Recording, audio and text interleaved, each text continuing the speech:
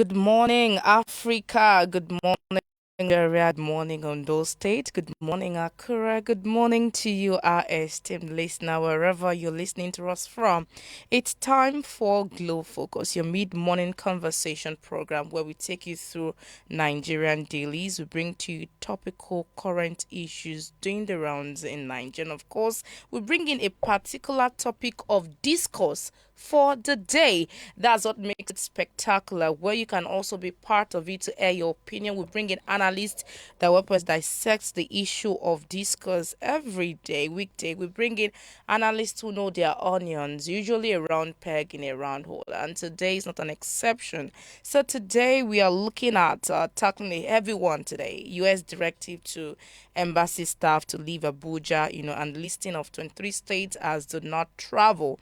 And of course, the conversation of the nation is right here, is going to be happening right here on Glow 99.1 FM. This morning, we're going to be asking tough questions about a diplomatic alert that got everyone talking. The United States has directed their embassy staff to leave Abuja and other 23 Nigerian states under its highest travel warning: do not travel. Now, what does Washington know that we don't?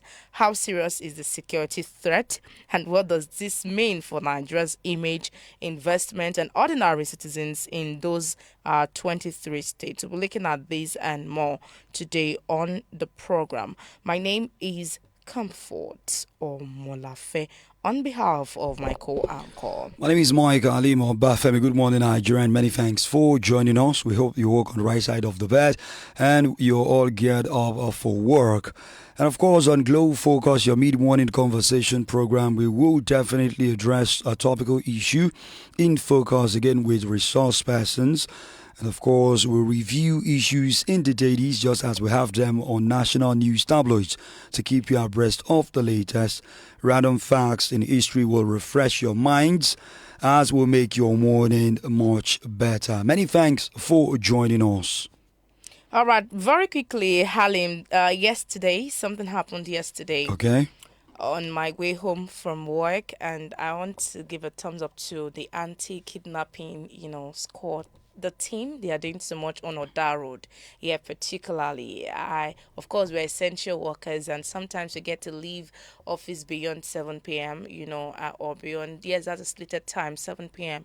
So same thing happened yesterday, and I was on bike. There's a curfew, 6 to 7 p.m. And then when we got to a point where they had to stop the bike man and all the bike men, in front of us, behind us. And I did tell them, I'm an essential worker. Look at my ID card. I'm a person. And they said, okay, let me see your ID card. And they went through it.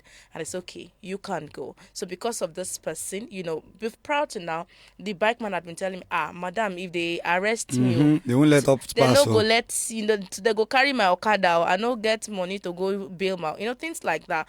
But I'm grateful that, they get to do their job well, because that's the essence. Kidnapping is been on the high side now, is rampaging around Nigeria. And of course, Ondo State is not left out. Then that happened yesterday. I am grateful that they are doing their jobs. Everyone who passed through that road would testify to what I am saying, that they are doing their job so well. So thumbs up to the anti-kidnapping squad. They're cross-checking and making sure that they check every bike that passes through that route, anything from 7 p.m. Basically, that's actually comfortable. I also remember there was a Saturday morning I was supposed to reach office, and regular end of month environmental sanitation exercise was being enforced. And when I got to A Division, I was trying to pass through that because they do not get bikes or any other serious form of transportation to get to work. I just feel that tricycles operate, but bikes by 7, they just pass through the hood, the area. They do not pass on the main way. Okay. So we just have to find a way. So some have been asking that this particular time should be shifted to 9 p.m. so that everybody will get home. But those who set the time for this thing know the reason why they are doing so, and they know the kind of persons that they are trying to fish. But I just hope that this will not last too much so that normalcy can return done, and those who work at night, or because some people, if they don't work during the day, it's during the evening that they bring out their wares, their See, goods, and they sell. well, if you have to do that, I think that of course, there's always time for everything. Now that we have curfew, let's abide by the rules and regulations. And if you have to go out, the anti-kidnapping men at Odaro, they are doing their job. So this is a clear call to other men, anti-kidnapping men, or the policemen on the road at that time, different areas in Akure, or if in Akure, make sure that there are some persons who are essential workers too. I'm so glad that when I am not driving, I am also safe, that at least any bike who takes me at that time would take me home gently. Safely. I am not on any kidnapper's bike. That's another happiness, the joy inside of me, that it is not just when you're driving that you're safe. Even when you're on bike, the policeman ensuring that we are safe. And that's one of the essence why you see them on the road at that time. But this is one thing to them, McLaren. When you see people at that time, maybe 7 p.m., 8 p.m., try to ask for their, what do you do?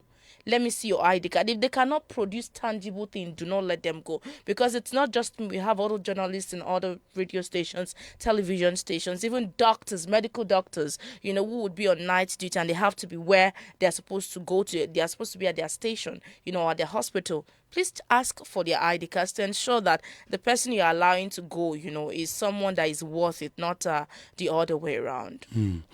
Basically, that's how it goes, and we hope that our people at home, you've heard a bit that we've said. We know you have a lot of remarks as well towards these people, and we use this medium to urge the men in uniform who are doing a great job to continue to do so, and also oil their relationship with civilians. The manhandling of civilians, should not continue. You should find a way to speak to people nicely, even though you just want to do your job. Civilians should also speak nicely to them, so they are humans, because this thing is vice versa. We have spoken to civilians earlier, so I'm just saying that men in uniform as well can reciprocate that by letting them know that this is mutual. This is respect also. So we sincerely appreciate you guys. Now we move to the headline stories and the issues in the dailies. We've got quite a number of them. We have something from Ondo State. That is quite close because we've just spoken about men in uniform and the activities in Ondo State. Let's go over this story from the Daily Trust newspaper. Ondo police rescue kidnapped victims, arrest suspects. Operatives of the Ondo State Police Command have rescued a kidnapped victim and arrested a suspected member of the kidnap gang in Akure following a swift intelligence-led operation. The breakthrough came after a report was lodged on the 10th of April 2026 at the Akure Police Division by a resident, Amadu, who raised concerns that one of the two young men engaged in cattle rearing in the area of Akure had failed to return home. Acting promptly, the police operatives launched a coordinated search that led to the victim's safe rescue. According to the victim, he was abducted a night before by three armed suspects. Intensified collaboration on Nigeria's security situation. In addition to his earlier engagement, the president also held an emergency security meeting with the service chiefs and intelligence head. Those in attendance at the meeting include a chief of defense staff, a chief of the army, and of course Navy and the Air Force, the Director General of the Department of State Services DSS, and the Director General of the National Intelligence Agency and Inspector General of Police. These were the people in attendance for this particular meeting. All right, in the Nation newspaper, Presidency is speaking about an issue we discussed earlier on Monday, and of course this morning. The headline reads, Presidency airstrikes on notorious markets deliberates. Bomb rain on fleeing terrorists at Gili not a mistake, says Yobe government. Ex-Vice President Atiku's remarks undermine troops' morale. The presidency yesterday insisted the operation that struck Gili markets in a boundary community between Yobe and Borno State was deliberate and targeted at terrorists and not civilians, while the airstrikes, as drawn criticism and calls for investigation. The Yobe state government also maintained that the operation was intentional and based on credible intelligence. The presidency said the location had long ceased to function as a purely civilian trading hub. It said the markets had been infiltrated and effectively taken over by Boko Haram and ISWAP as logistic base. Senior presidential aide Tokpe Ajayi described the site as a legitimate military target, insisting that insurgents had converted it into a coordination and supply points that has been identified as well. Related to security in the Nation newspaper, 9 killed in Benue community attack. At least 9 people lost their lives and several others sustained injuries following an attack by armed bandits on Sunday in Ideko, Ankpali, Akpa local government area of Benue State. The chairman of Akpa local government area, Adams Ongwala, confirmed the incident to newsmen yesterday. According to Ongwala, one person was killed in Ikobi while another died in Ajija. However, a source added that the attacks occurred on Friday and Sunday, resulting in 13 fatalities. That's a sad one there. Now let's go to some politics this morning. In the Daily Trust newspaper, against all odds, ADC holds a convention. The African Democratic Congress ADC is making good its promise to hold its national convention today. The party declared yesterday that all arrangements for the conduct of the national convention were in place. Newsman learned that at least about 2,500 to 3,000 delegates are expected at the convention ground, which is to ratify the National Working Committee NWC under the leadership of former Senate President David Mark. This comes as the Supreme Court is built to hear the appeal of the ADC leadership tussle. The appeal by the David Mark leadership is asking the court to grant an order staying the execution of the Court of Appeal ruling delivered on March 12, 2020. The party has faced many challenges in its bid to hold its convention. Also, the Independent National Electoral Commission (INEC) had derecognized the David Mark-led leadership of the ADC, which had earlier informed the electoral body of its intention to hold its convention. The commission vowed not to receive any correspondence from the Mark-led leadership or Nafiu Bala Gombe, who is seeking to be declared as the national chairman of the party. Following the resignation of the former national chairman, Dr. Ralph Nwosu, Gombe had also challenged the challenge to take over the Mark-led leadership, insisting he should assume leadership. He filed a suit at the Federal High Court in September 2025 seeking to stop David Mark's group from acting as party leaders. In the build-up to the convention, the party ran into issues trying to secure a venue, saying it was denied usage of Eagle Square and the National Stadium Velodrome, where it had intended to hold its event.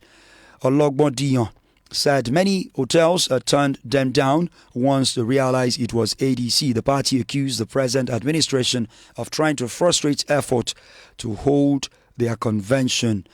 And on the back of that, the FCT minister is out to debunk the allegations made by the ADC that he did not allow it to use their preferred venue.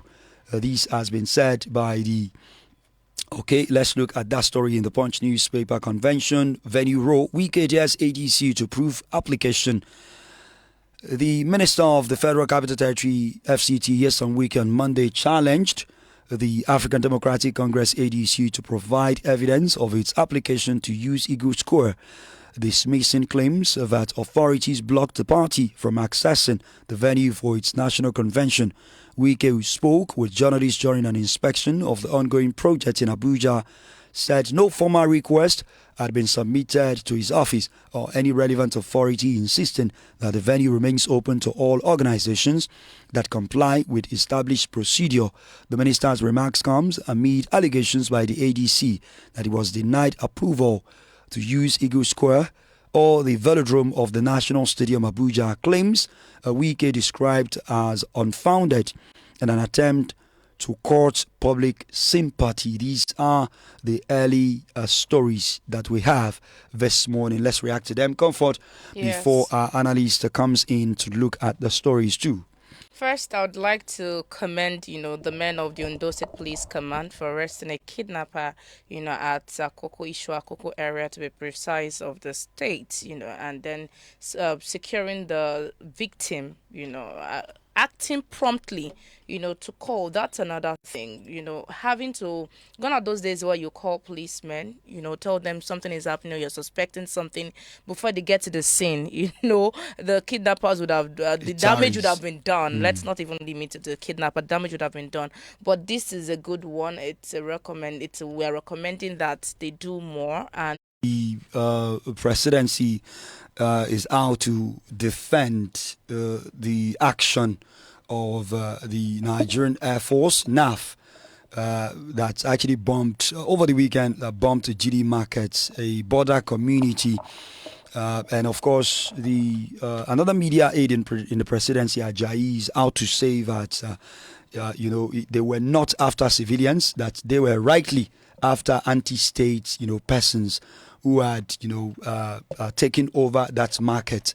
But we still can't trace if there has been any updates or notice given to whoever was a civilian trading at that market to leave. But we know that even if the force, the men in uniform are given that, it could have, given an impression that a strike was coming.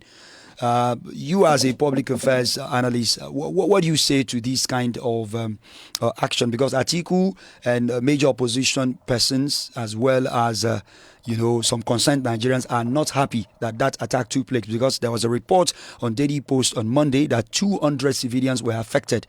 And we do not know which one to believe now. But the presidency is saying they knew what they were doing, and the persons who were affected were all terrorists. Okay, thank you very much for having me once again. First off, let me sincerely commiserate with the families of those who lost their lives in that Operation. onslaught, in that operation. Secondly, I also like to advise the opposition parties Figures. to desist from overtly commenting on such issues. Okay. You see, because if you consider the times we are in now, anything that is said by the opposition will be viewed as political.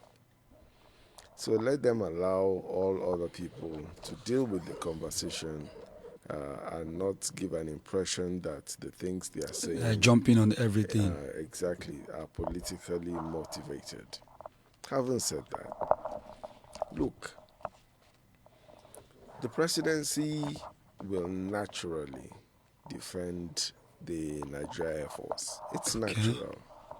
And because the presidency has the opportunity to speak louder than the victims or families of victims, Persons affected. the voice of the presidency will be heard louder. But the truth be told, yes, I listened to Governor Zulum talk about having given an instruction that the market should be shut because terrorists were using the market. Okay. Will Zulum tell me or anyone that he did not know, he did not have credible intel that the market was not shut? And when the market was not shut, what did he do about it? What did his government do about it? What did the federal government do about it? So, for me, the federal government saying that they had told everybody to Stay off. that market is a no-no. It's nowhere. It's nothing. Because if there is an existing market. Look, a market is a controlled place. I mean, Of course, a market regulated. is regulated. It is established. There will always be new persons coming in to buy each time. Aside that, Mike, the truth is that a market is a place. So you know where it is. Unlike when we were talking of Sambisa, in those days when we were talking of Sambisa, nobody really knew where the terrorists were located in Sambisa forest. But the market, the Jili market, is a market that I know because I lived in Maiduguri before. I lived in Borno State. It's a venue that has a name. It has a name. It has a location. Everybody knows where Jili is. And you can identify people who trade there. So the truth is that if the government had said, do not go to Jili market.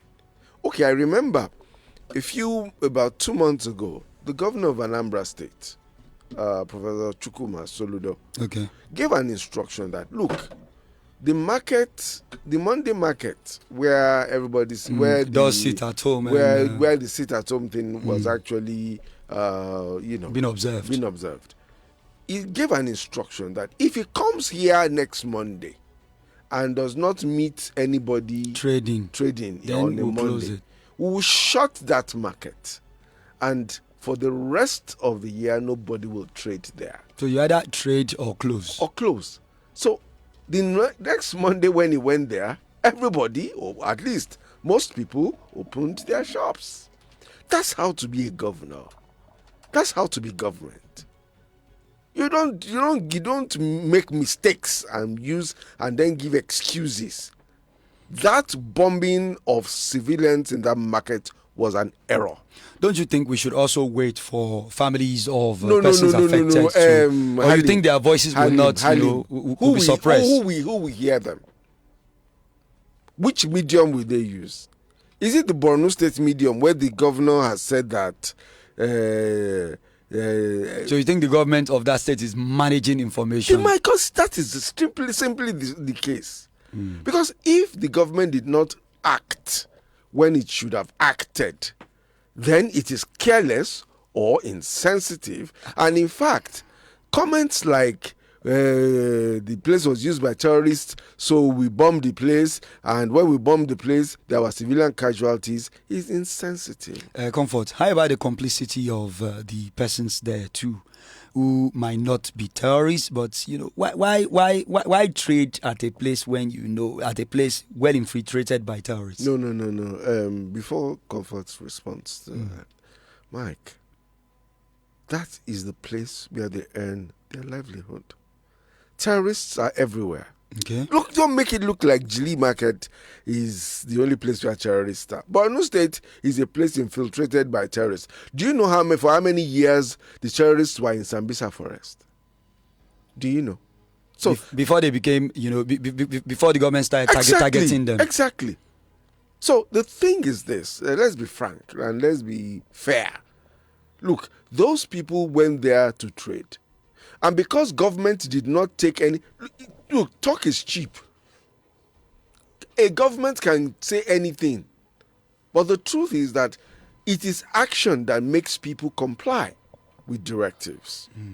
But the government didn't do anything, didn't take any action to prevent the people. Look, so if they shut the market fully, will anybody trade there?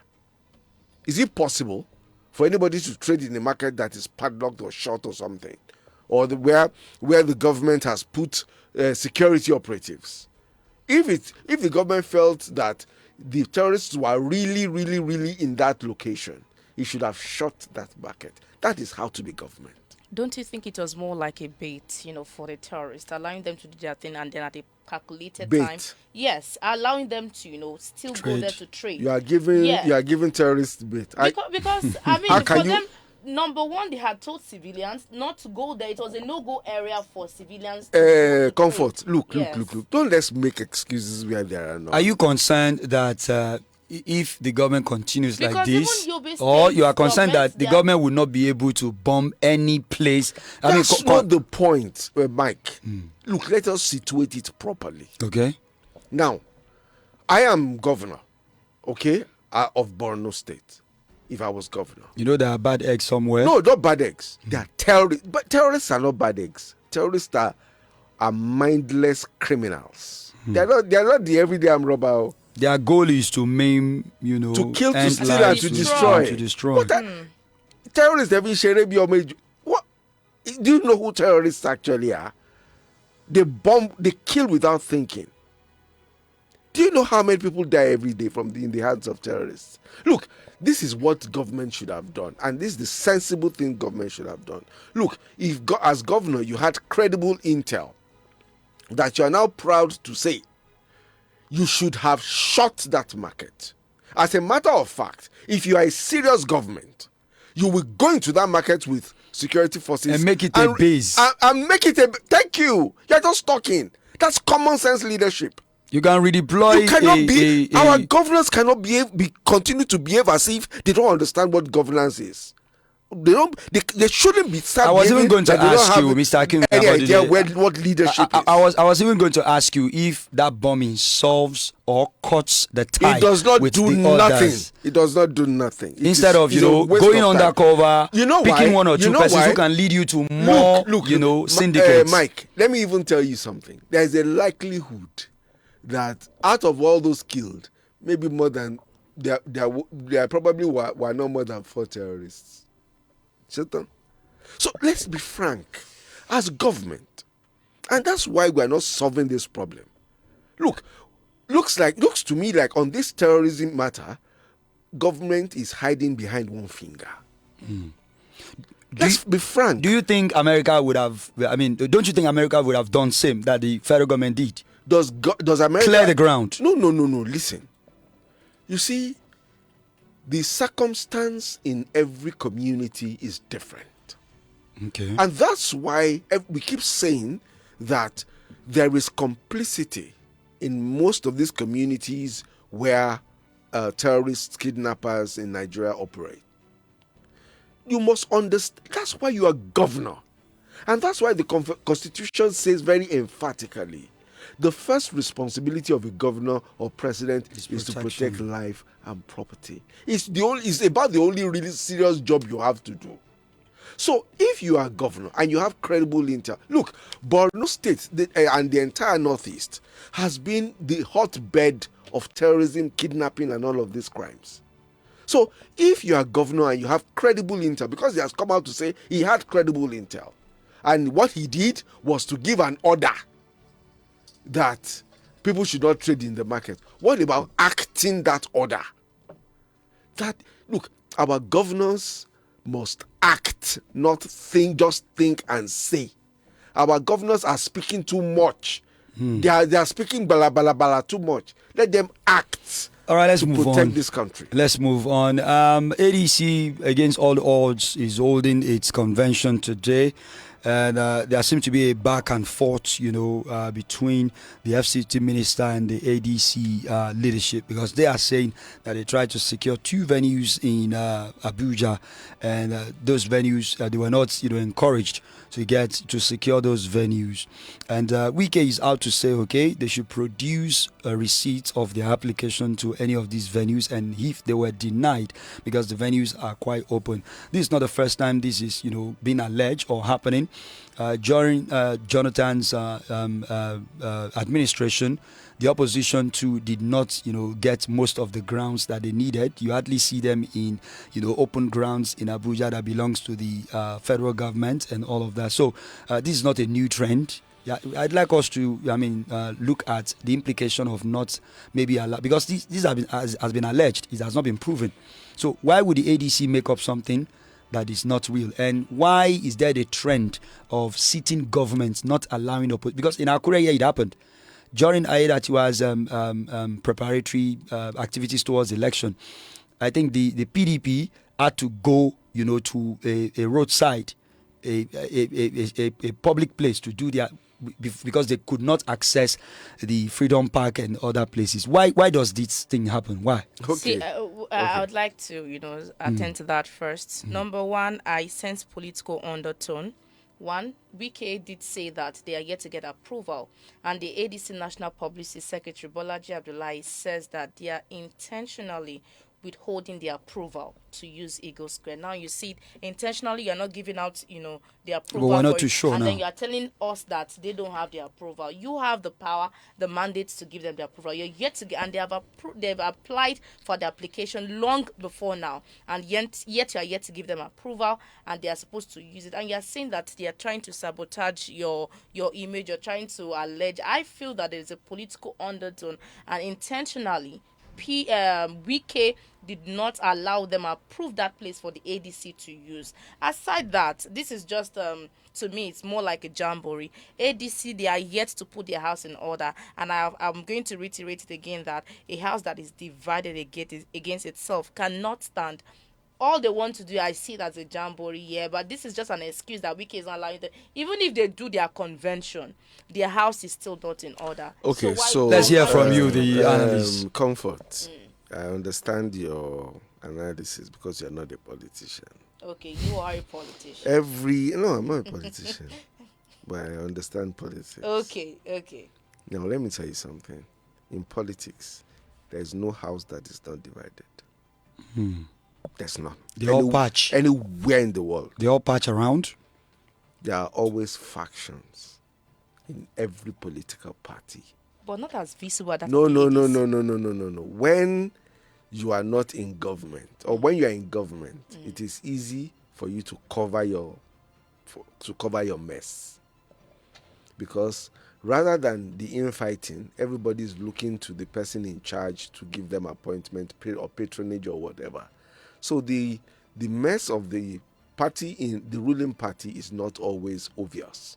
Yesterday, for instance, there was a guy in Edo State, EJ, very, very, very prominent politician in Edo State, who came on live television and said he was resigning from the APC. Why?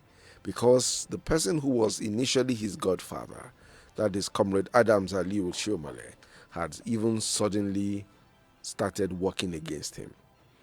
That all the appointments he was supposed to get in the presidency, Oshomole thwarted all of those plans. And he was one of the people who helped Oshomole stabilize his government in Edo State when he was governor. So, you see, that is despite the fact that the APC is in government. There's no party. So don't say that.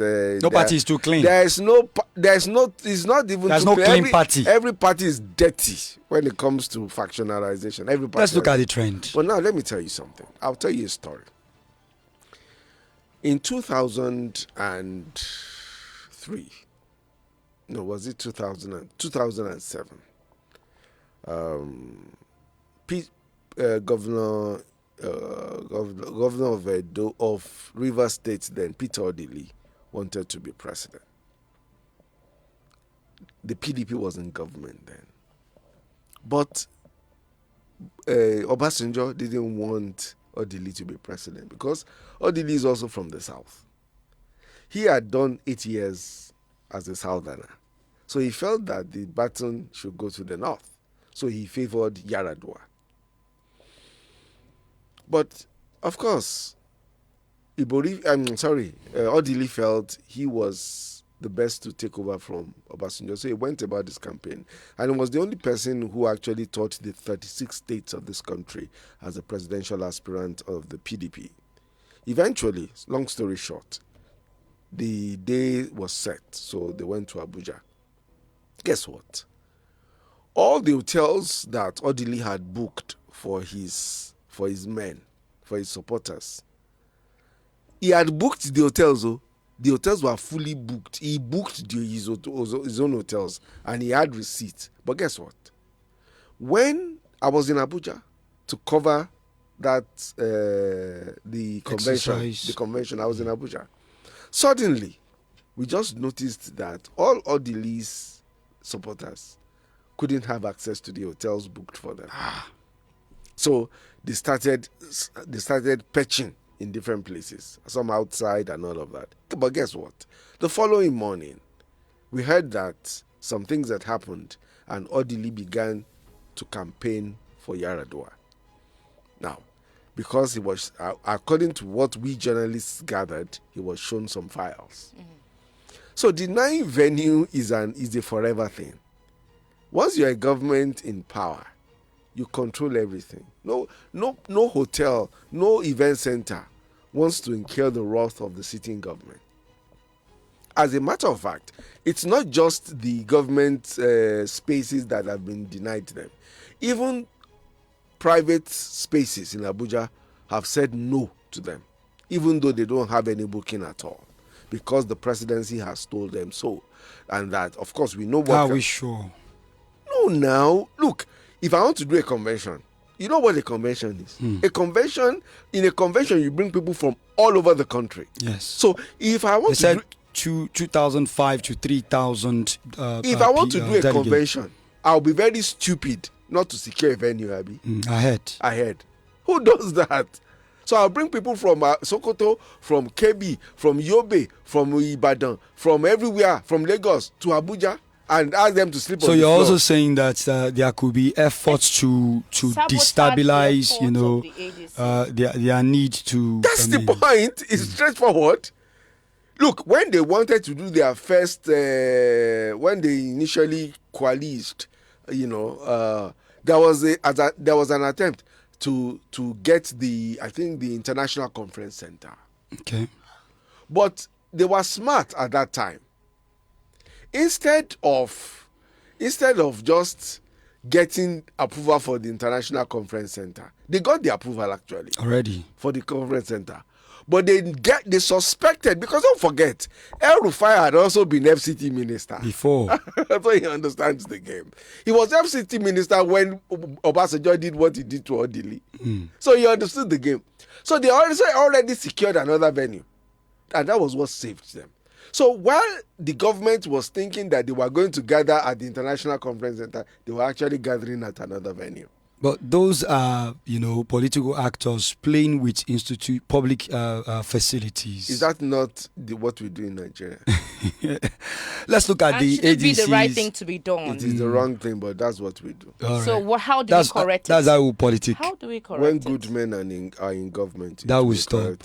All right. The convention, Comfort, the ADC has gone ahead today to with their convention as against the public. Look, the ADC is acting on the provisions of the law that allows them to do their thing, without any interference. Let me ask this question: is it like a football game where a player is at offside or is alleged to be at offside, a striker, and he decides to still put the ball in the net before they go and check then when they check, maybe they discover that there was no offside, but now did you put the ball in the net the other something time? Like that. Then the person says, I shot to the net. Did he enter? He entered. Okay, don't worry, there's no offside anymore. Exactly. That's the point. So the thing is, the ADC, I suspect, is acting on the provision of the law that allows political parties to handle their mess themselves instead of asking the judiciary to intervene. What is the implication of INEC official not supervising what? Because the INEC is not expected to be there. Was INEC invited? Because of the tussle, INEC would distance itself from, a party whose leadership has been delisted or derecognized. INEC wouldn't want. Does INEC have a right to derecognize? INEC is saying that they are following a new court order as well. Wait, those questions will be answered today by the Supreme Court. So let's wait and see for the judgment of the Supreme Court. All right. Let's look at some. Let me quickly run with some other stories, and we'll break down a few of them before we let our analysts go. And of course, we've got the story from the Punch newspaper, and he says Edo is very close to us. The headline reads: Edo pays gratuities to teachers, local government retirees. Teachers and local government workers in Edo State who retired in the year 2012 on Monday received their gratuity paid from the 1 billion recently released by Governor Monday Okpeboro. Many of the beneficiaries who are now old and weak wept as they collected their checks. Some pensioners who retired in the year 2009 and 11 were captured in the payment, while others who recently took ill but retired in the year 2013 rather, were paid on compensation grounds. Local government chairman, Staff Pension Bureau, Kabiru Ajoto, who presented the check rather, said Okweboro has promised to release another 1 billion for the payment of the 2013 there. Let's look at some other stories this morning in the Nation newspaper. It reads Just Unrest. House of Representatives panel to hold peace dialogue today. The House of Representatives ad hoc Committee on Security has scheduled an all-inclusive dialogue for security stakeholders in Plateau State. The committee's sitting is not unconnected with recent unrest in Jos, the Plateau State capital, which was sparked by gunmen's planned attacks and escalated by reprisals. The committee said it would hold a strategic stakeholders meeting to dialogue on the causes and fashion out a way forward. Also, we should let you know these from the Nation newspaper. 9 killed in Benue community attack. At least 9 people lost their lives and several others sustained injuries from an attack by armed bandits on Sunday in Ideko and Bali, Akpa local government area of Benue State. The chairman of the Akpa local government area, Adams Ogwala, confirmed the incident to newsmen.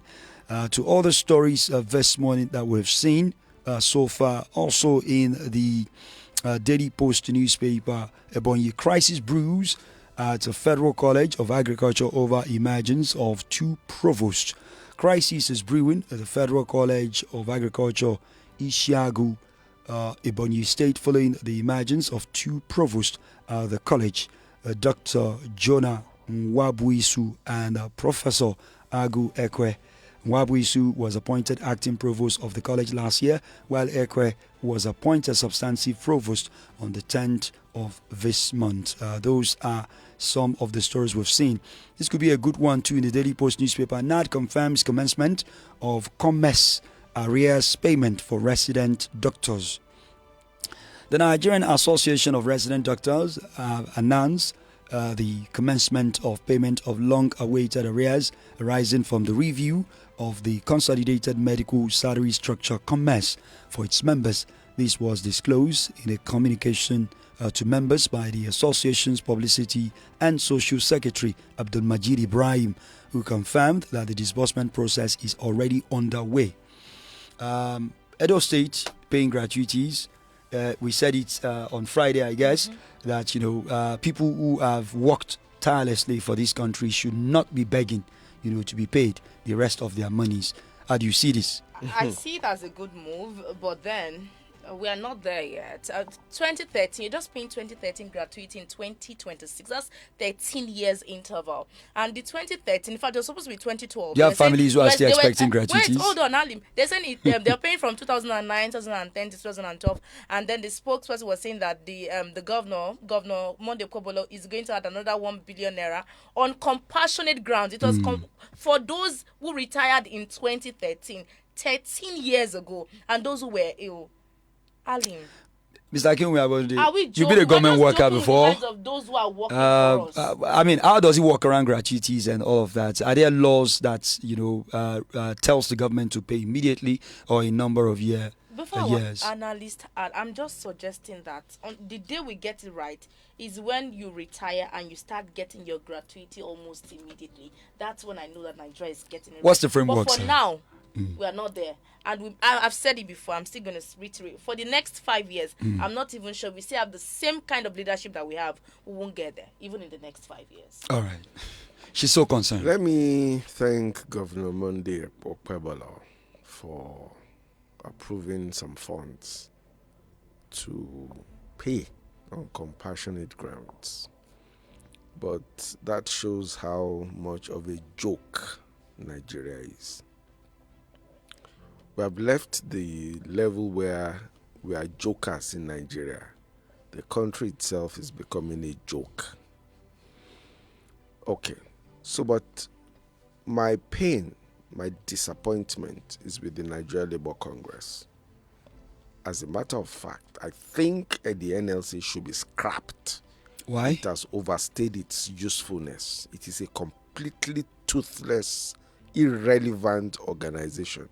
It is just a waste of time, a platform for some people to enrich themselves with the monies of civil servants. Having said that, you see, we are a nation that does not care about the important things. We are more interested in self. Everybody is selfish, greedy, self-centered, wicked. An average Nigerian does not hate corruption. An average Nigerian hates the fact that he's not the one doing the corruption. And until we leave that platform, we will not get anywhere. We are a people who sabotage institutions because we believe that it will pay us to sabotage institutions. If we continue to work like that, look, I expect that the Nigeria Labour Congress and the Trade Union Congress, I always see the Trade Union Congress president always shaking his head, doing as if he's doing advocacy. He's wasting his time. He's an inconsequential human being as far as government is concerned. The labor movement in Nigeria is now easy to bribe. Gone are the days of Pascal Bafiao. Gone are the days, even Adams Oshomole, as poorly as he performed, he still did a few things as president of the NLC. But you see, the present crop of leaders of the labor movement, we have got it wrong again. And if we get it wrong at the level of simple things like the labor movement, how do we get it right at the level of presidency or governorship? Nigeria needs to pray and work so that we begin to not get just things pray, right but pray and work. We need to revolutionize our minds. We have gone too far to the south. We need to come back to common sense and allow things to run effectively. All right. Before we flip the page to another aspect of the program, because I know we've got quite a number of things to look at this morning. This is coming out fresh this morning in the Vanguard newspaper. Impeachment saga rocks or your assembly as lawmakers split. Makinde loyalists speak out amid rising tensions. Tension is mounting sharply in Oyo State as what began as quiet speculation about impeachment plot has rapidly evolved into a full-blown political crisis within the State House of Assembly. What initially appeared to be mere whispers has now crystallized into a serious and potentially destabilizing issue, drawing discreet but keen attention from the opposition or Progressive Congress APC, which is closely monitoring development. At the center of the unfolding drama is a crucial meeting reportedly held at the residence of Governor Seyi Makinde. Lawmakers were said to have convened amid growing concerns over an alleged attempt to create a rift between the legislative and executive arm of government. In the aftermath of the said meeting, members of the assembly have begun to publicly declare their positions. While some lawmakers, including the deputy speaker, have openly denied any involvement in impeachment plots, others have remained conspicuously silent, further deepening uncertainty and fueling speculations of internal division. Has time not gone too much or far for an impeachment plot in Oyo State? No, it hasn't. The governor is just resting his tenure. You see, but in politics, 24 hours is a long time. Now, the thing is this. Anytime there is going to be a change of government, and in Oyo State, there must be a change of government because Seyi Makinde has served out his 2 terms, his 2 legitimate terms, and so he has to go home. Naturally, there will be jostle for who controls the state, and that will also be important in thinking of who controls the legislature. So, I do not have the details of what exactly is responsible for the Oyo State crisis yet. But you're not surprised? But I'm not surprised. Yeah, the governor is leaving. And don't forget that the ruling party in the country, that's the All Progressives Congress, would naturally want to take Oyo from the PDP because the present government is PDP. That's Sheyi back in there. Now, there are some states that are key in the political equation of this country. Oyo is one of them. Kano is another. Sokoto is also one. Lagos is key. So there are some very key states, in terms of population and, political maneuverings. Even historical issues, there are some of them that are key. So for Oyo, it's only natural that the ruling APC government. Don't also forget that Osun, which is very close to Oyo, is not also controlled by the APC. And of course, elections will come in the next few months. So buying and selling has started. Exactly. So you should understand all the dynamics, the flow from state to state. But I hope that in the days ahead, the real issues, the real reasons will come to the fore. All right.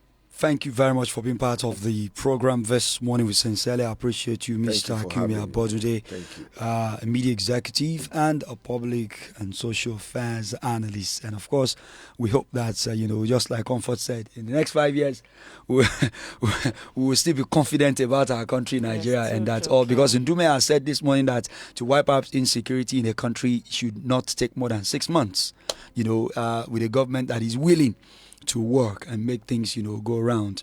Let's hope that all that will be followed. Thank you very much for coming this morning. Thank you, Halim. Thank you, Comfort, for having me. Many thanks for accepting to talk to us once again. So we'll flip on to the next segment of the program where we have our guest who will be joining us via phone call this morning to help us dissect our topic of discourse for today on U.S. directive to embassy staff to evacuate Abuja and listing of 23 states as do not travel.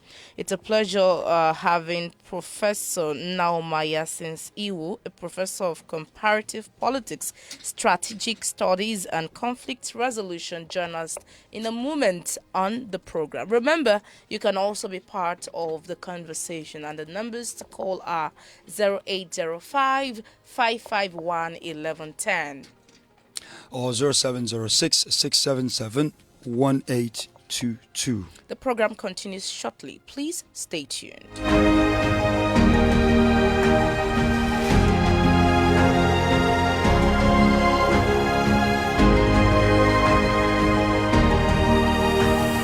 This is Random Facts. Japa is rising because people seek better jobs and living conditions abroad. Mount Everest grows yearly because tectonic plates push it upwards. Water expands when it freezes because molecules form a lens-dense such adversary, though not new, often reflect underlining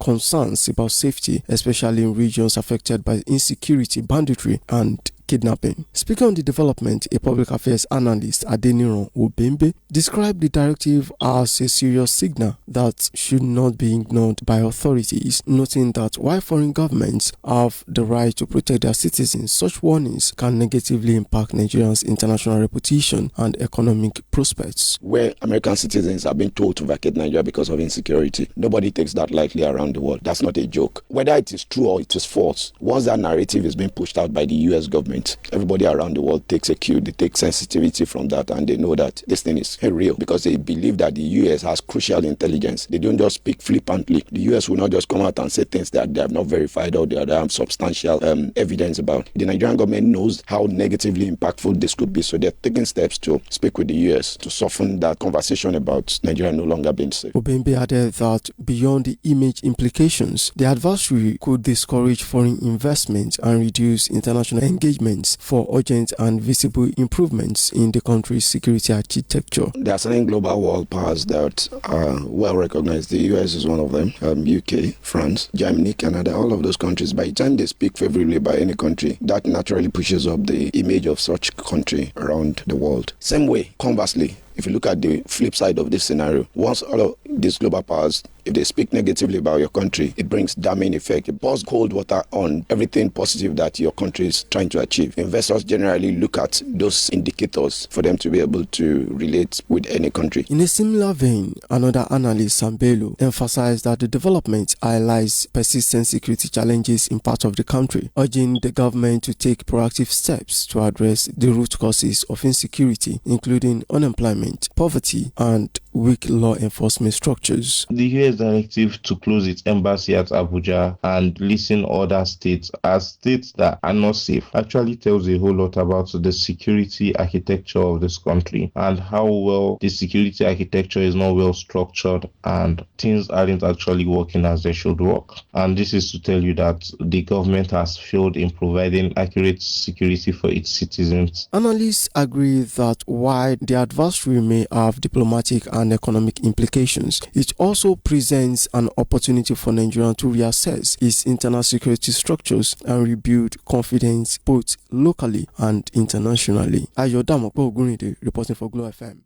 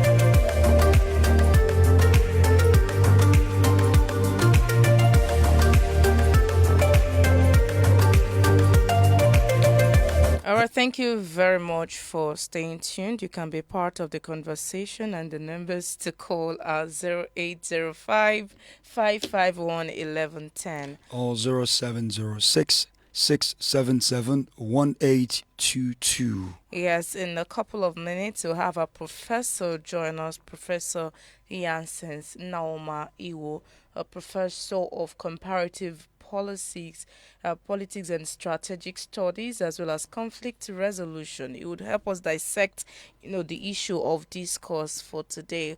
When the U.S. embassy have asked their embassy staff, United States have asked their embassy staff to leave Nigeria, not just leave, evacuate Nigeria with their families, and of course name 23 states as do not travel. What's the implication of this in our bilateral ties with foreign countries, especially the United States? What's the implication of all of this on Nigeria? These and more things we'll be looking at this morning on the program. Remember, you can be part of the conversation, 0805 551 1110 or 0706 677 1822. Hello, good morning. Hello, good morning. Good morning, sir. What's your name?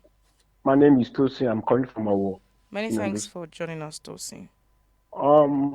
I first thank the analyst, Mr. Akure. He's a veteran journalist and has done justice to what you have said to him. I just want to say, I stayed in the North for almost 20 years. Look, see, there's no way that a governor will give an order to close the market and that market will still remain. I've never seen it in the North when I was in the North. They government give an order. They will speak in their local language, and they send security to that place, and that place will be closed.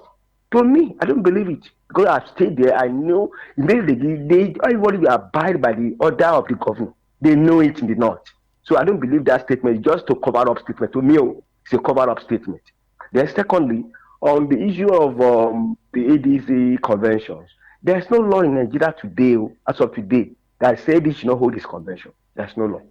So there's no court judgment, there's nothing. So they are doing a legal thing. And there's no law that says INEC must be there. What the law said, they should inform INEC, and INEC may the popular is INEC, they should inform INEC, and INEC should acknowledge, and they say they inform INEC, and INEC acknowledge it. And have it in mind, they have now and next month, as according to the electoral law, to do everything they have. So if they didn't do the convention, which means they are not going to produce a candidate. So that's why what they have done is what they are doing now is right and it's legal. That's it. God bless you. Thank you very much for bearing your thoughts on these issues. You can also call any of our studio lines to be part. We've read a number of stories this morning, home stories, security, politics, policies, and more. You can talk on any of the stories in a very civil manner this morning, just so we have your own opinion about, these matters. We've got another caller now. Hello, good morning. Could you please turn down the volume of your listening device? Hello, good morning. Yes. What's your name? Yeah. Please, could you speak up because we can hardly hear you? Oh, good. Èèyàn méjì ò kì í fàdánù irọ́. Bẹ́ẹ̀ni tó ń parọ́ fún òmò. Are you with me? Why would you continue? Bẹ́ẹ̀ni tó ń parọ́ fún òmò. Ẹni tó ń parọ́ mọ̀ pé irọ́ lòun pa. How can you tell people coming on here and said they wanted to strike the place and the people are doing marketing there? So you strike them. And before, we had the news that accidentally, they have strike them accidentally. Then they turn it. You are killing your citizens and you say you are protecting Nigerians. And you remember, this such a thing has happened here too. When they say they is accidentally attacking people with air jets. When America was coming to Nigeria to attack Nigerians in Sokoto precisely, as far as it is American to Nigeria, they did not attack Nigeria and say that because they made mistake that is in the market. Thank you. Thank you very much for bearing your thoughts on these stories. We now join our guest, Prof, to provide insightful analysis to the issue of the discourse this morning. We're now having. Good morning, Prof. Hello, good morning to you, Prof. Good morning, sir. Can you hear us? Yeah, good morning. Yeah. Yeah, so thank you very much. We have with us in the studio via phone call this morning Professor of Comparative Politics, Strategic Studies and Conflict Resolution, Professor Naoma Yasins Iwo. Once again, thank you so very much for accepting to talk to us on Glow Focus. Thank you. All right, so very quickly, Prof, quite a number of things are happening in Nigeria, but then our focus today is, U.S. directive asking its embassy staff to leave Abuja and evacuate Nigeria as a whole with their families, and of course, naming 23 states as do not travel. Now, I have a couple of questions for you. And let me quickly break it down.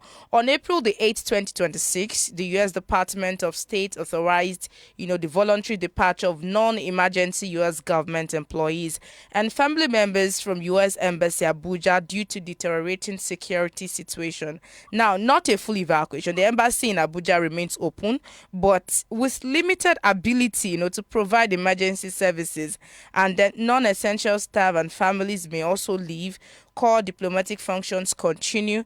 Now, the U.S. Consulate General in Lagos continues routine and emergency services. Nigeria stays at level 3. Reconsider travel over. But 23 states are now level 4. Do not travel states newly added to the level 4, which includes Plateau, Jigawa, Kwara, Niger, and Taraba, amongst others. crime, terrorism, kidnapping, civil unrest, armed gangs, and inconsistent healthcare. Recent attacks occurred, 155 miles from Abuja, where gunmen killed 20 in Niger State. So I have this few questions for you, Professor. What do you think, number one, is the root causes of insecurity in Nigeria? One, and how do you think this directive from the U.S. to their embassy staff in Nigeria, how do you think it will affect our bilateral relationship between Nigeria and the United States? Okay, thank you so much. Going by the first question, what is the root cause of insecurity in Nigeria? That is actually going historic. And because there's never been a time that insecurity is not in Nigeria since ever the birth of Nigeria. Going by the process of colonization and resistance to colonialism. That is what you call nationalist movement. And after that, you come across, Nigerian Civil War, which what actually predates is what election crisis and the rest of them. So after the Civil War, a series of coup and civil unrest and every other thing. So these are levels of insecurity that, in fact, I can say has a historical record. So it's not today that insecurity started in Nigeria, but the level of insecurity now you may be concerned about is these ones that we refer to terrorism and largely described emanating from Boko Haram attack against Nigerian state. That is insurgency. From terrorism to insurgency, then kidnapping, banditries, rape, and all kinds of, even rituals, all kinds of, criminal activities that constitute insecurity. So these things have long been here, but predominantly the Boko Haram we talk about came into limelight in 2009. Even though we have antecedents, the route, you can say how it has come about, the Mitre crisis and the rest of them. So that's it. But in 2009, when Yusuf Mohammed, came openly to attack Nigerian state, and then there was a response to that. And from there, the people asserted their position that they should be recognized as a terrorist organization agitating for a separate state or to have a caliphate state put in Nigeria. So since then, Nigeria have witnessed what we call a high level of insecurity. And then from terrorism, that is attacking individuals to put fear, attacking government installations and every other thing, just to put fear in the populace, trying to discredit government, that government has no power to secure people, to what we call insurgency. That is the outright to take over government, so making government not to function again, so they become the government. That's the difference between insurgency and terrorism, mere terrorism. But all of them involves some kind of violence, involves violence and killings and the rest of them, bombing. So this is actually an event that have overtaken Nigeria for a very long time. And this is ideologically driven. You see, there is a book we have in political science, Samuel Hutchinson. The title is The Clash of Civilization and the Remaking of the New World Order. That means globally, the end of the Second World War saw emergence of what we call Cold War, on which the global community was divided, separated on the basis of either you belong to the liberal school or you belong to the socialist camp and all that. So, and then this has formed the basis for the global interaction then. But after this ended in 1991, that's the end of the Cold War. So Huntington tried to give us that there's a kind of insecurity we now witness, which is called clash of civilization. the war now based on clash of civilization, and the two major civilizations that actually emerge is the Western civilization and the Islamic civilization. So this has come in counter against each other, you understand. And this is while this one uses violence to drive his aim, the other one uses kind of lobbying, freedom, granting freedom and people association and everything, what we call democracy, electoral processes. So the resistance now is what you see in form of this level of insecurity now.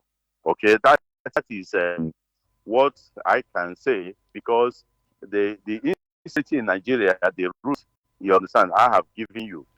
So we now describe the insecurity in Nigeria, then it's another thing. Okay. Would it benefit Nigeria that the cells, this Hezbollah, has cells all over the world? I give you an instance. I think sometime in 2014, Jonathan was Abuja, was discovered to have ammunitions, even this what do you call bazooka, long-range missiles, concealed inside at the depth. It was in the Tel magazine, right in the supermarket in Abuja, very close to the stadium, and they have all these things, all kinds of ammunition, hand grenades, AK-47, and this thing concealed inside. So cells now, because of that fear, we don't know who is that cell. Nigerian state is operating maximally to see that intelligence about this group of people are actually unknown. So also in United States, there are also cells, and they try as much as they can to track. So what the United States have done is not really to say that there is a sour, a bad feeling about Nigeria, but it's just to secure their citizens. All right. And give them. Nigeria have also done that in Lebanon, in United Arab Emirates, where there are boys asking their citizens to leave. It doesn't, because it's more to be secured. Okay. All right. This type of situation, let me. Okay, fine. It's okay. I wanted to tell you. Yeah, please. Just before you tell us more. Does this, because I'm going to hand you over now to my co-anchor to ask you a couple of questions before I ask you other questions, because we have quite a number of questions for you. Now, does this amount to a U.S. vote of no confidence in Nigeria's security architecture? This singular act. Absolutely no. Absolutely no. Because the situation going on here is also going on there. You can see the level at which Trump is trying to also track people who are already in the United States, who perhaps may constitute security risk. So this is like part of the security measure to secure so even while this is said now, Nigeria will also intensify surveillance, and this type of security is treated under what you call securitization. You understand? And when government now go deep into trying to search who is he, come to your church, come to your business, come to your association, even trying to know, oppositions begin to talk, people begin to say you are infringing on our right and all that. A war that operates like people's war. You don't see people on military uniform. You don't have a battle line that may be on the other side and all that. They mix people, swim around like fish in the ocean. So this type of measures are appropriate. So, and when they say it doesn't mean they have no confidence in our Nigerian security architecture. Nigeria is part of the measure that where there is a signal, you understand, where there is a generic signal, conflict warning signal like that, then you give an advice, precautions, you understand, because that is to say now that if they have no target again, they can easily be identified. And when somebody is targeted and is killed, devices, it's a precautionary. They talk about whether they have no confidence in Nigerian security architecture. They are collaborating as Nigeria. Nigeria as a nation is collaborating with other, states that are interested in ensuring that the world is stable. Thank you very much, Professor Iwan. Basically, I'd like to ask you, earlier you said, it does not affect the relationship of Nigeria with the U.S., but I'd like to say that the Amnesty International Nigeria have been out, recently, and 3 days ago, they spoke as well. Also, 19 hours ago, they said, they actually condemned the Nigerian airstrike that killed over 100 people. Earlier, they were concerned and raised the alarm over that over 1,100 abductions have taken place in the north. Does this not inform why international communities, especially the U.S., is getting more concerned about the safety of their citizens in our country? Nigerians safer now than before, or you think there is anything that needs to be done internally first before before we are most concerned about what the world thinks about us? Thank you so much. You have just described what you call level of insecurity. You understand? So now, if you look at it, these things occur. The Amnesty International is a body that their role is a civil society group that reports events the way they see it. You understand? Sometimes reasons that borders on national security and all that, they don't take that into cognizance. Really, there are such high level of insecurity because of this. Who are the cause?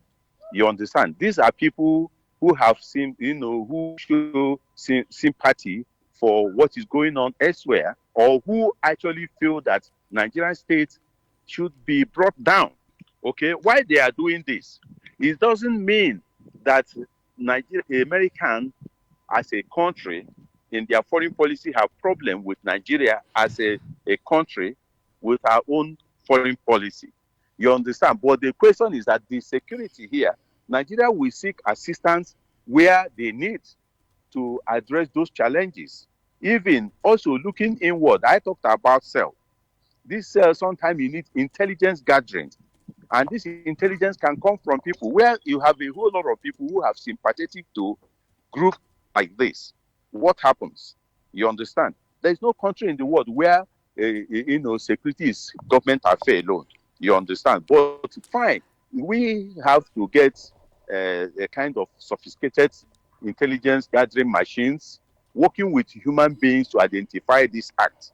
Okay, the bombings and all that. Now, the question now is this now. Those who may think that this is so bad that America have to advise their citizens that are not on emergency this to withdraw. Would it be better that they allow their citizens to be caught, to be killed before they do that? Professor, you understand? let's look at another side of this issue because you said earlier that it might not have so much implication, but I bet, and I beg to say that it could have. Why? Because Nigerians are currently facing several, visa challenges with foreign nations, including United States, United Kingdom, Canada, and United Arab Emirates. The challenges, stem from stricter visa restrictions and policy, aimed at reducing immigration numbers and addressing issues with visa, overstay and poor documentation.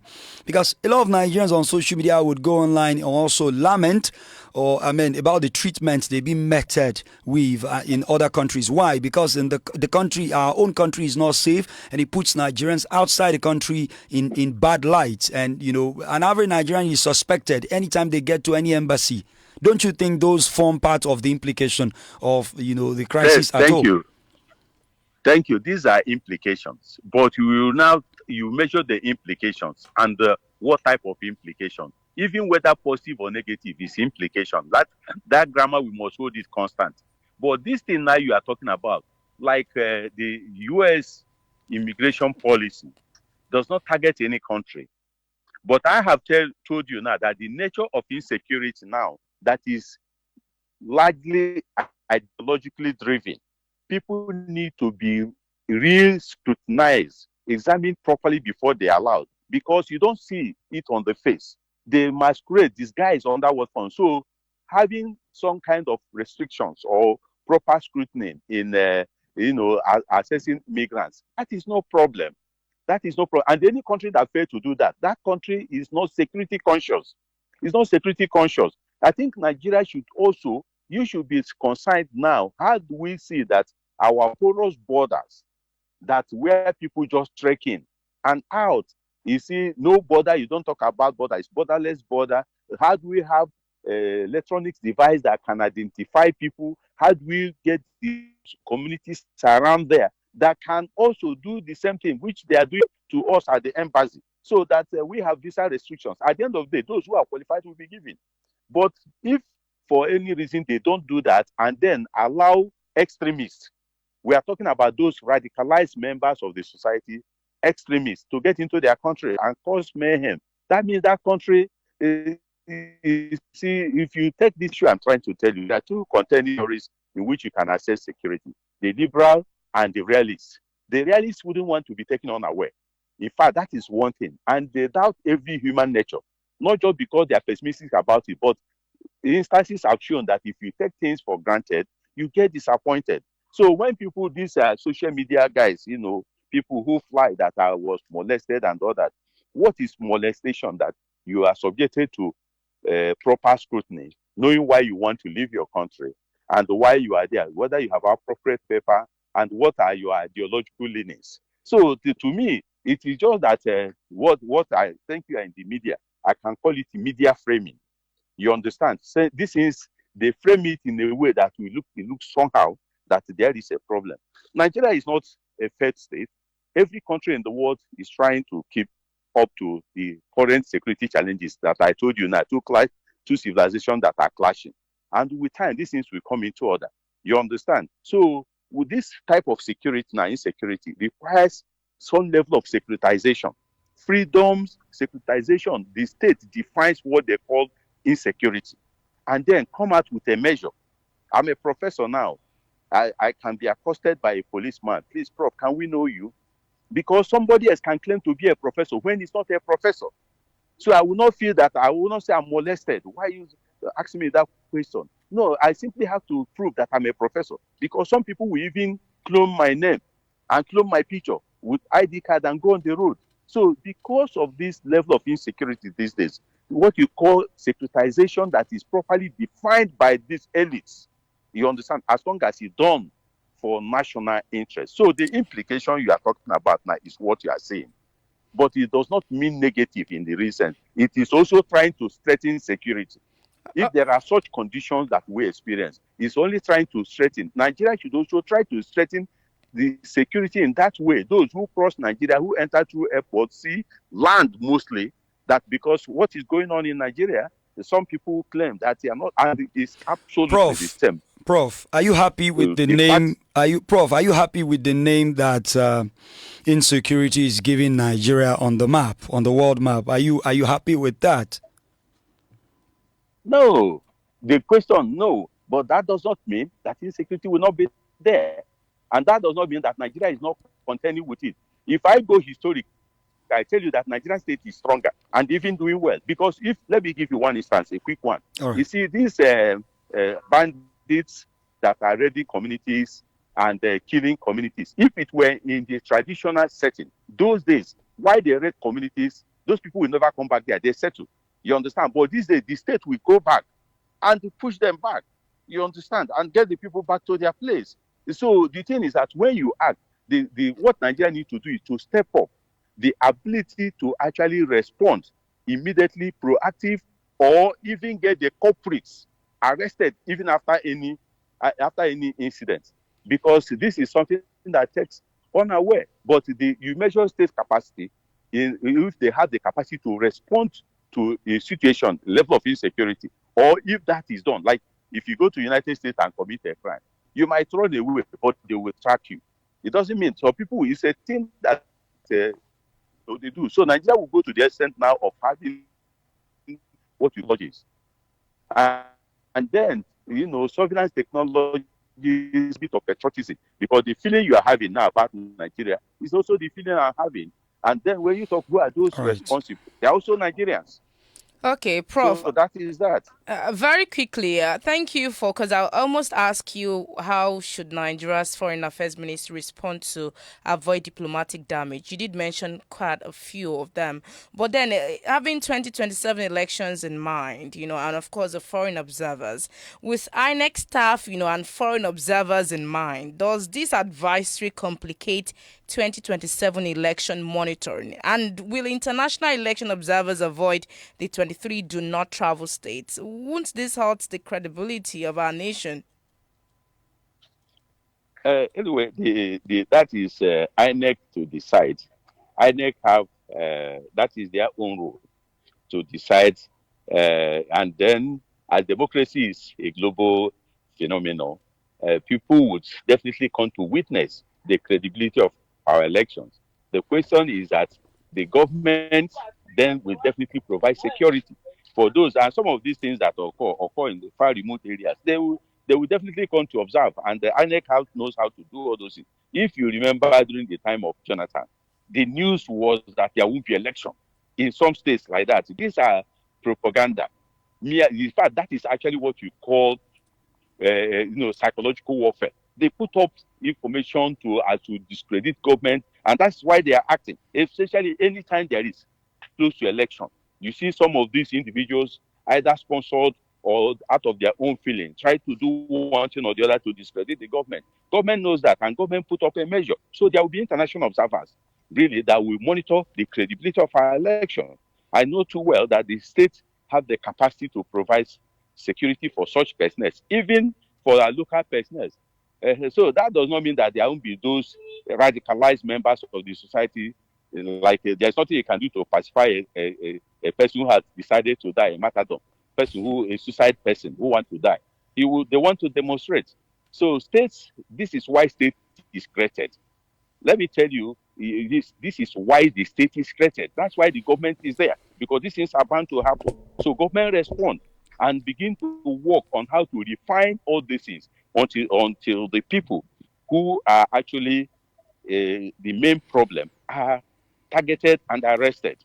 You understand? All That is right. just that. So it will Okay. not affect 2027 election. Okay, Prof, how do we now reassure citizens that this is about foreign staff risk, not an imminent attack on all Nigerians? And I also want you to add this, in your own view as a professor of, political science, I want you to please tell us steps you think Nigeria can take in just about 3 months or 90 days, yes, to get staff back, to ensure that, US rescind on its decision to get the staff back and state off level 4. And I hope you know what level 4 means, when it comes to this US advisory.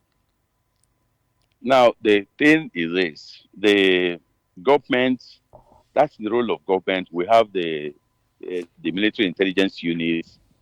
We have, those in the foreign affairs.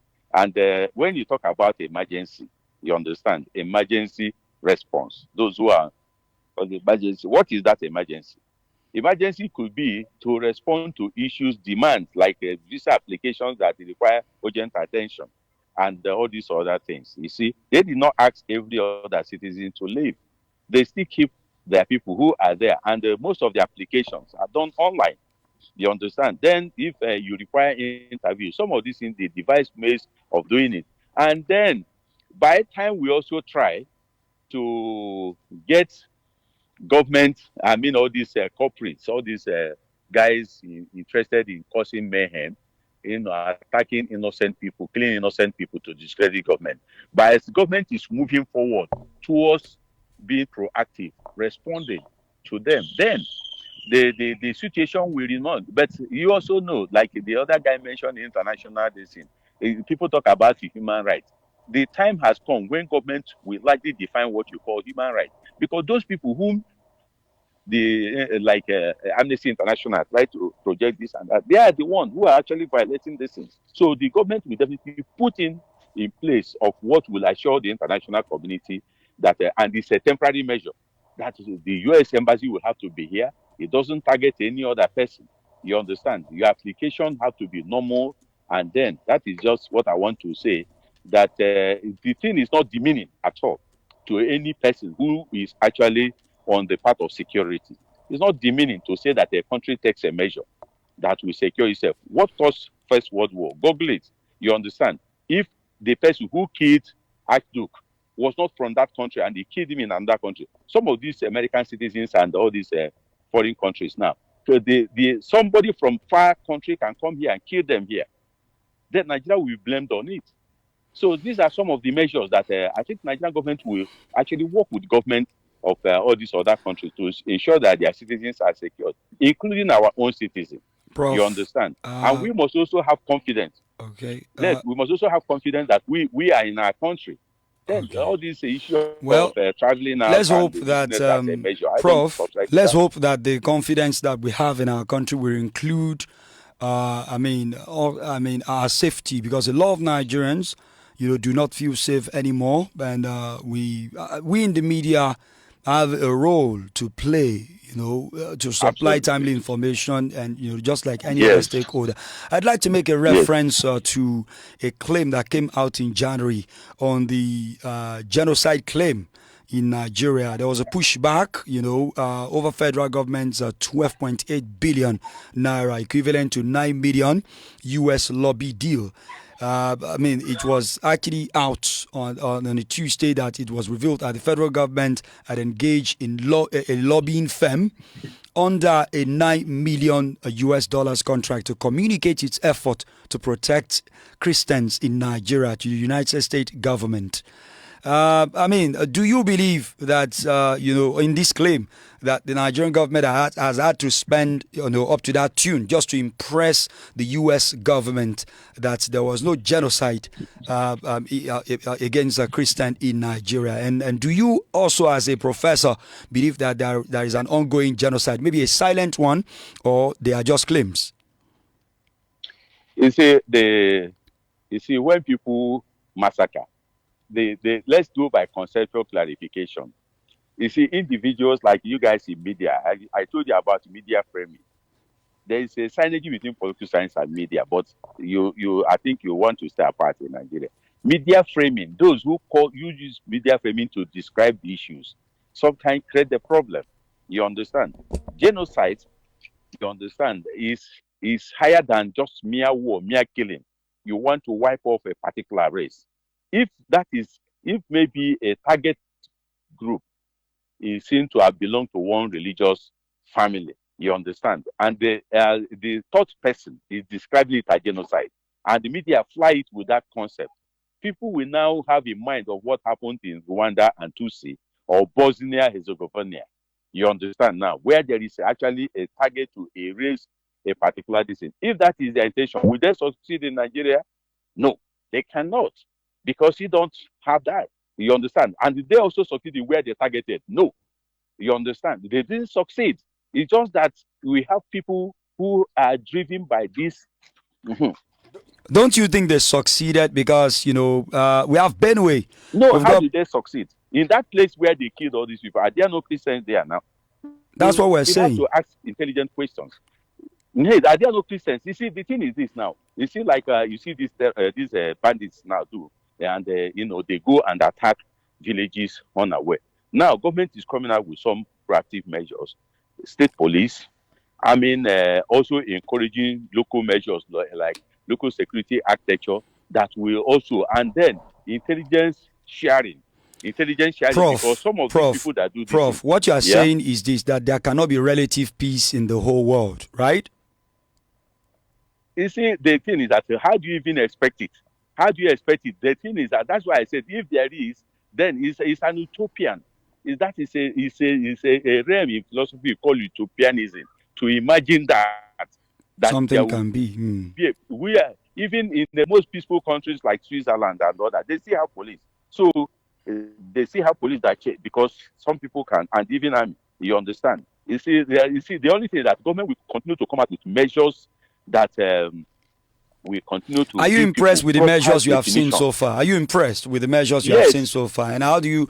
Would you want to reassure Nigerians that we're on the track? This is a process now. If you look at the system right now, there is accommodative policy of this present regime. Nobody can doubt it.